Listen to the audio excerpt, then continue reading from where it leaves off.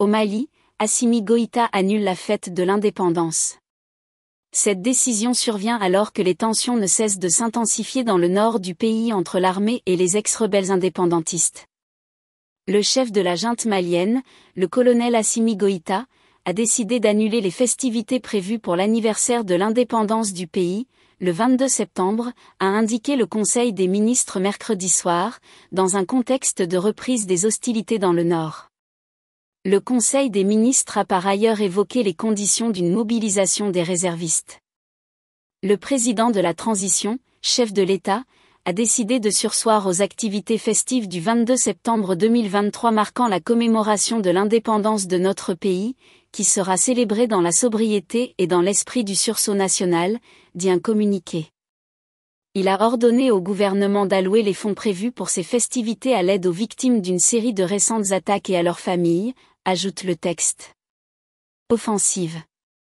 Le nord du Mali connaît depuis peu une reprise des hostilités entre les forces armées maliennes, FAMA, et les anciens groupes rebelles à dominante touareg. Les indépendantistes ont lancé mardi une offensive contre des positions de l'armée dans la ville garnison de Bourem, que les FAMA ont dit avoir repoussée. Les deux camps ont fourni des bilans contradictoires, mais faisant état de dizaines de morts.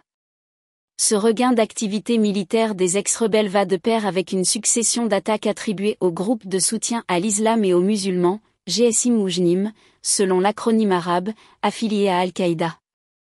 Il coïncide avec le retrait en cours de la mission de stabilisation de l'ONU, MINUSMA, poussée vers la sortie par la junte après 10 années de déploiement. Succession d'attaques.